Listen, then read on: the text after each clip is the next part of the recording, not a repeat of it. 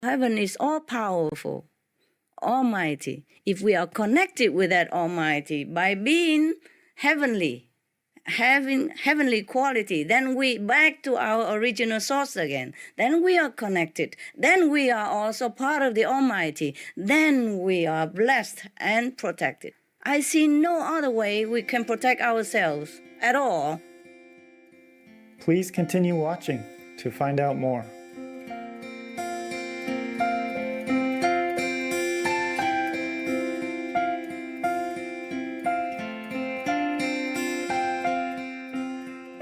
Joyful greetings, splendid viewers. I am Nathan from Atlanta, Georgia, USA. We pray that heaven grant you all your noble wishes.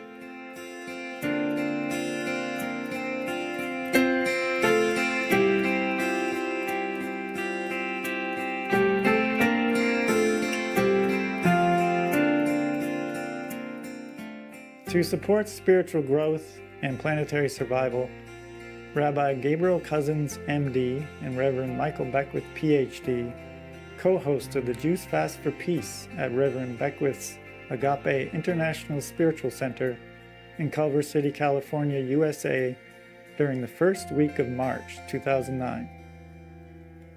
The event was organized to help participants end their addiction to meat and other animal products in order to support their own personal and spiritual growth, while also acting to ensure planetary survival by reducing the emissions of greenhouse gases from the animal industry.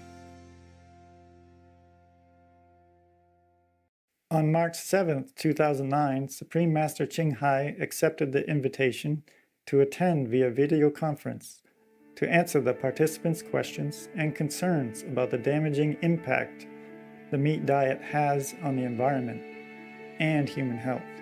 Born out of a deep concern for the future of the planet, Dr. Cousins, a vegan, began his Juice Fast for Peace series partnering with Reverend Beckwith in Culver City with plans to offer them across the United States and the world to help people end their addiction to meat. According to Dr. Cousins, by consuming green juices during the fast, people lose the cellular memory of addictive flesh foods, dairy, and eggs, thus making it easier to transition to a plant-based diet. He is both a general medical practitioner and a psychiatrist who developed early in his career a fascination for understanding how the mind affects the body and how the body and the food we feed it affects the mind. He was Chief Mental Health Consultant for the Sonoma County Head Start in California and a consultant on the California State Department of Health. He is a holistic medical doctor who incorporates homeopathy, live food nutrition, Ayurveda, naturopathy, and acupuncture as part of his healing modality. Another core aspect of his approach to wellness and healing is a recognition that our purpose in life is to awaken to the divine. For the next several decades, he devoted his research to finding out how all body types could create a healthy balance and obtain all proper nutrition on a living foods diet. He has authored many books summarizing his findings over the years, such as Depression, Free for Life, and There is a Cure for Diabetes. For over 20 years, Dr. Cousins has been leading and perfecting green juice fasts, in which only juices made predominantly from green vegetables are consumed. His goal is to help people become cured of supposedly incurable diseases, such as diabetes and drug and alcohol addiction, while also helping us clear our thoughts and reflect upon our true nature as the children of God.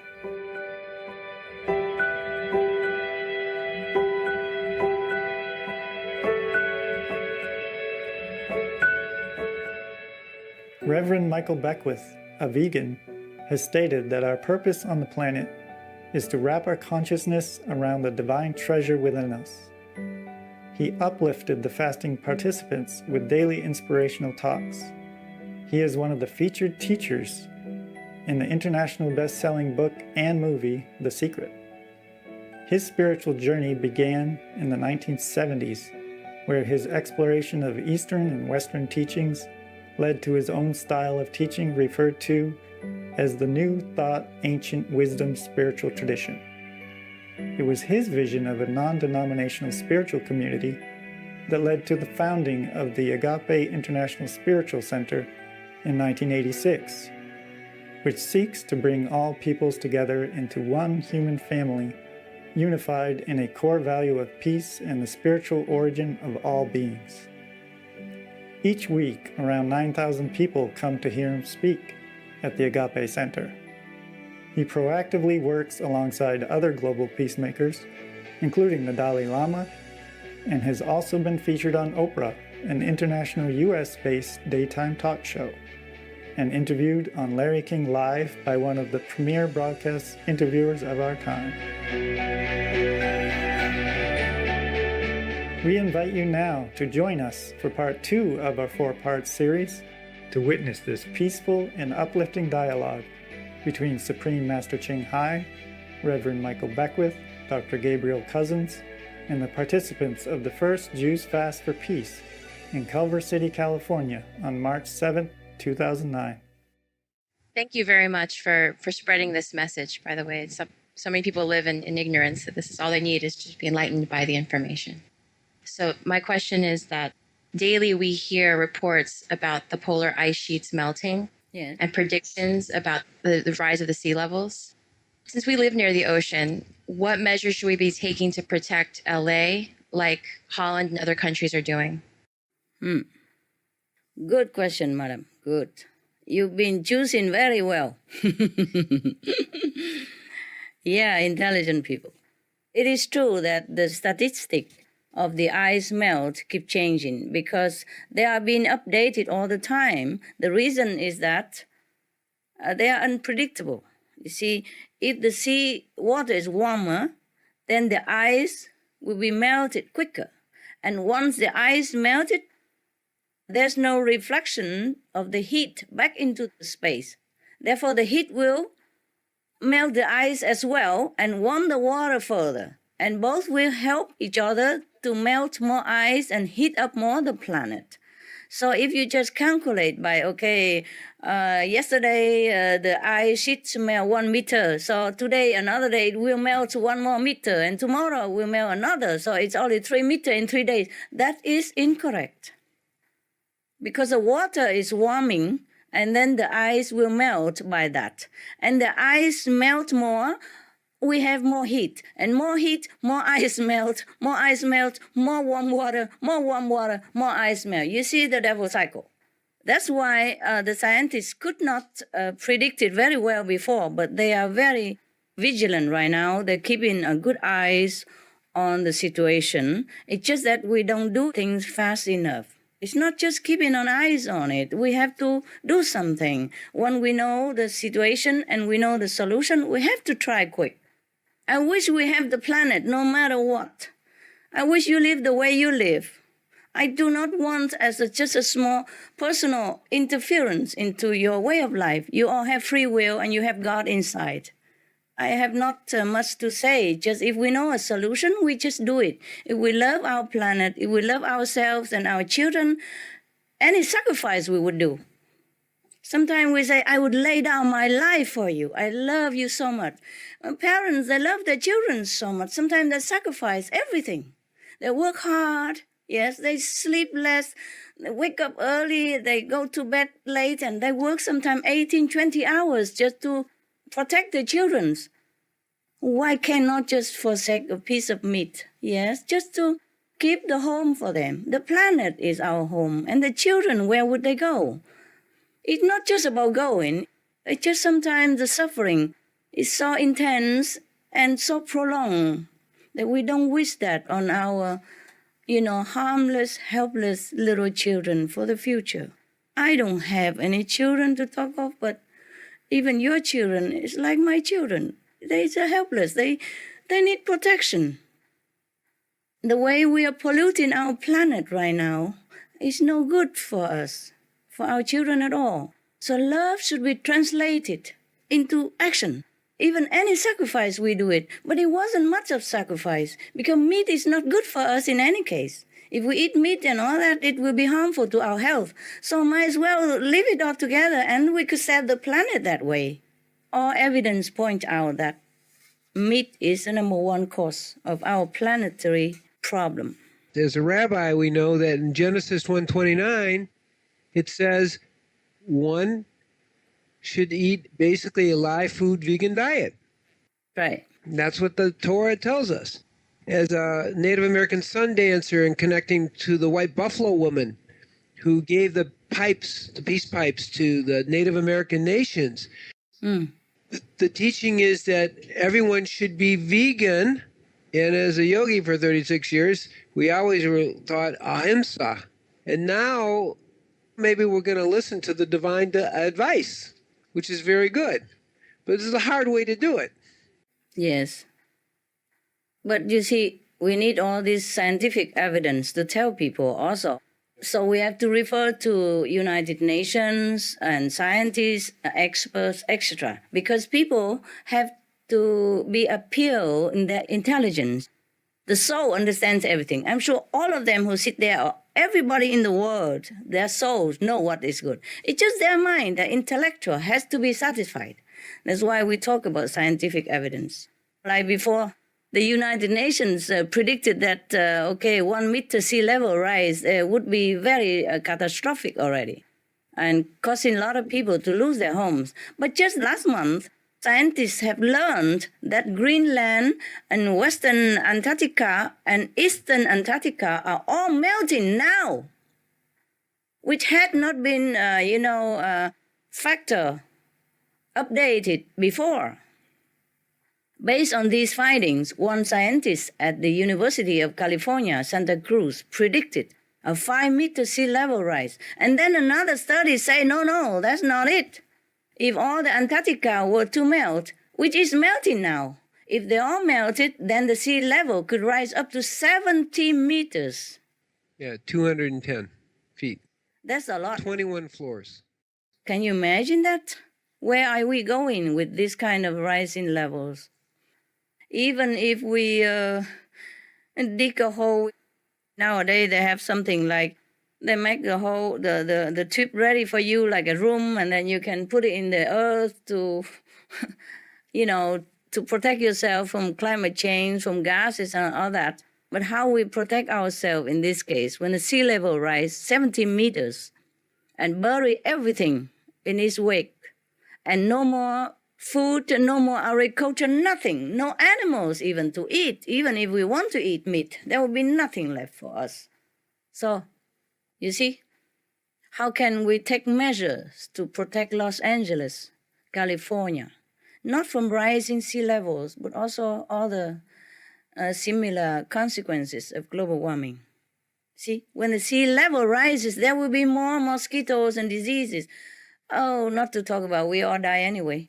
Not only the ice, you see, but also the permafrost will melt, which could potentially release billions of tons of methane gas from underneath, or hydrogen sulfide. We can die by inhaling just 1 second.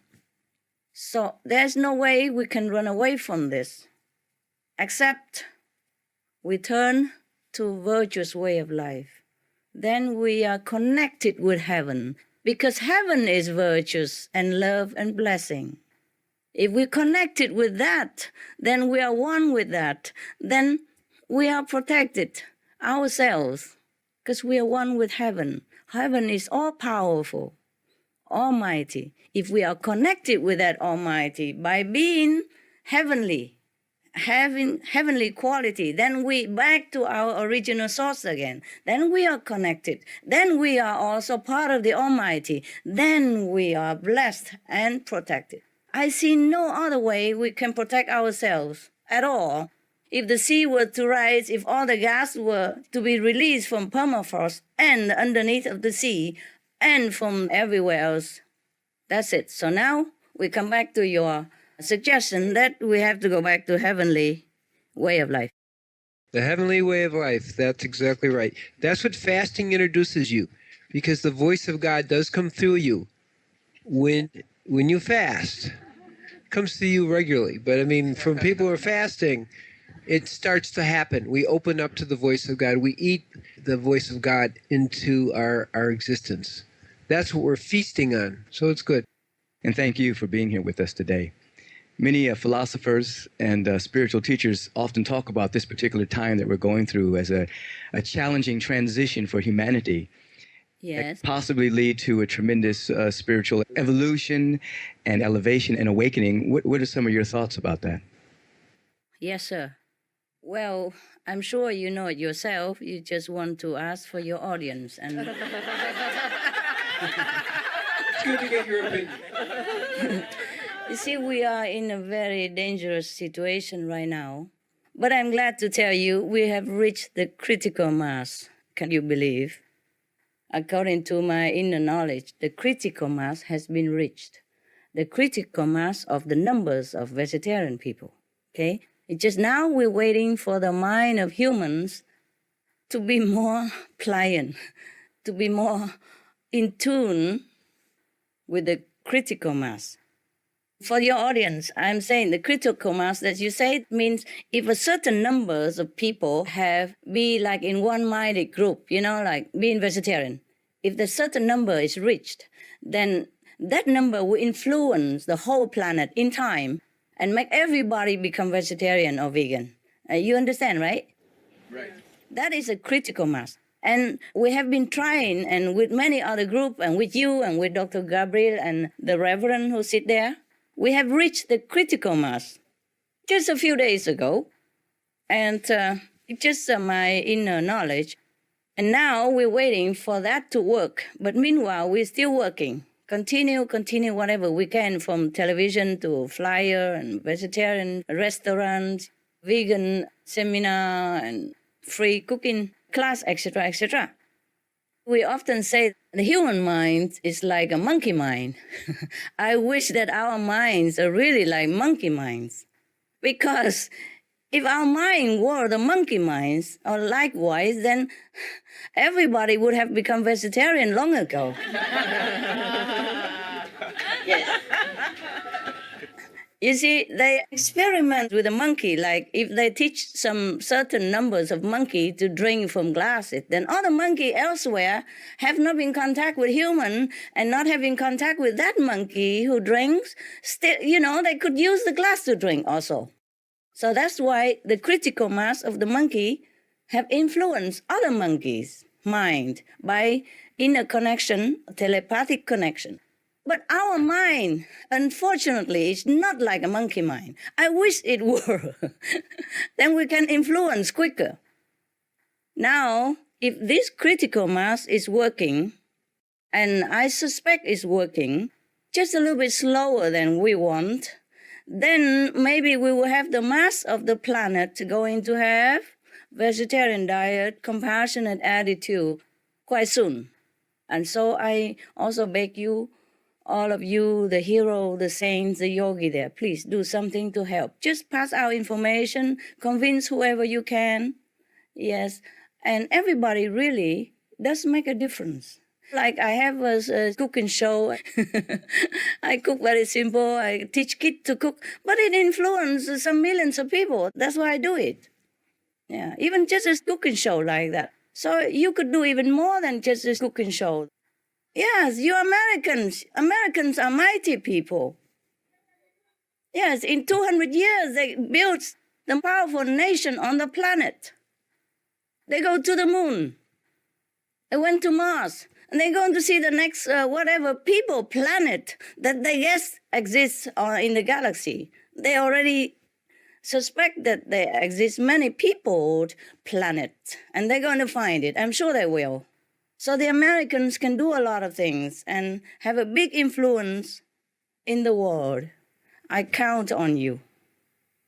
I count on you. Wow, thank you for that beautiful answer. Thank you. My name is Annie Jubb.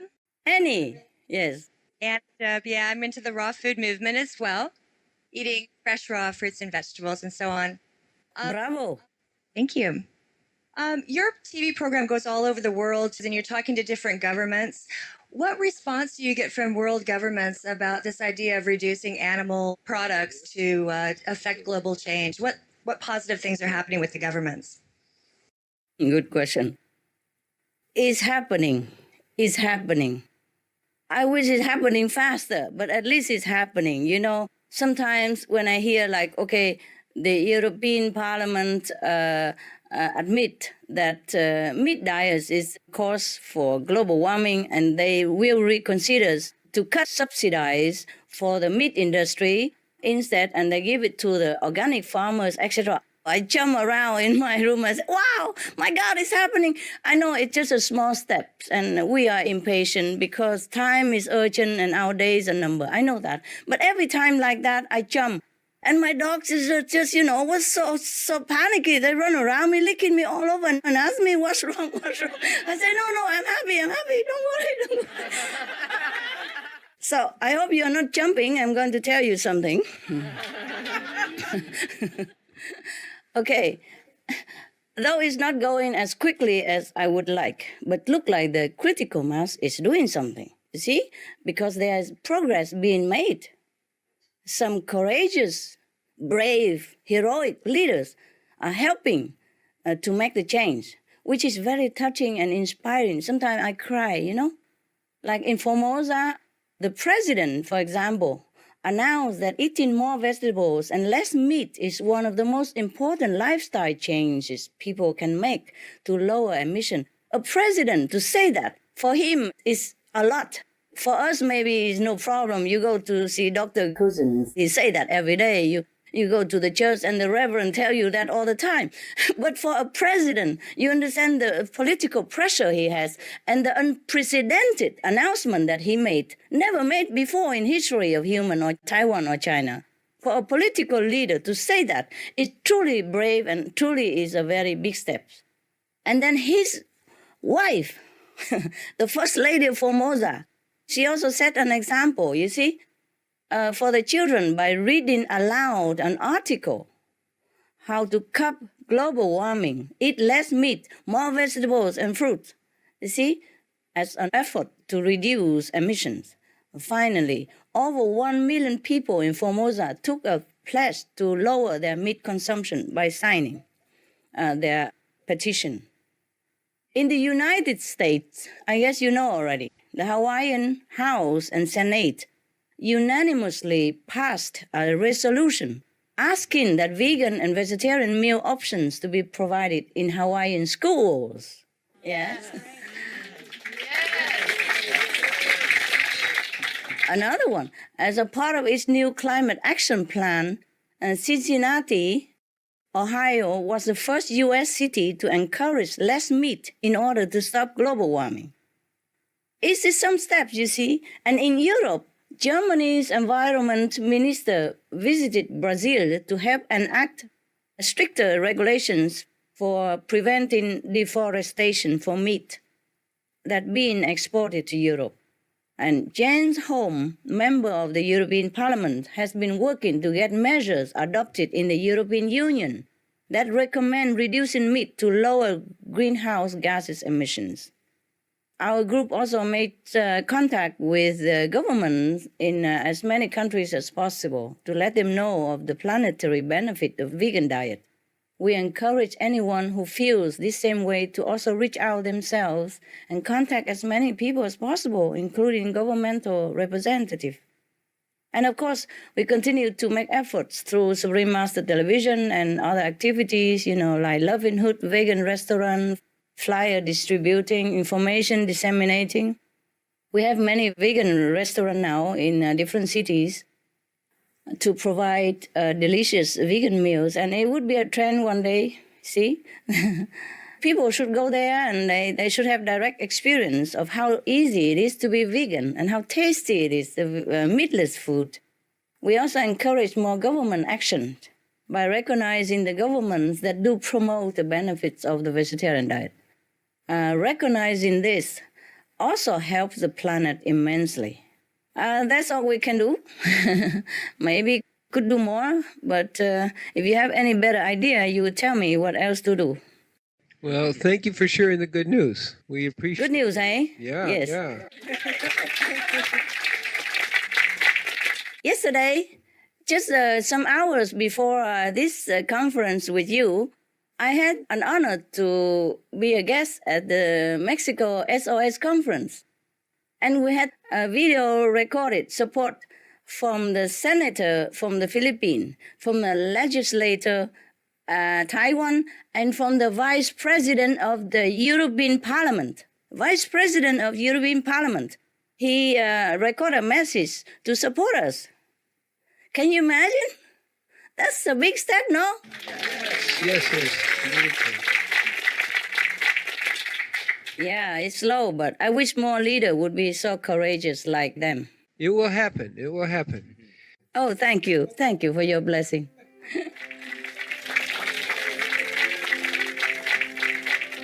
All information concerning the scientific evidence of climate change and its solution is in Supreme Master Ching Hai's book, From Crisis to Peace, free to download at crisistopeace.org.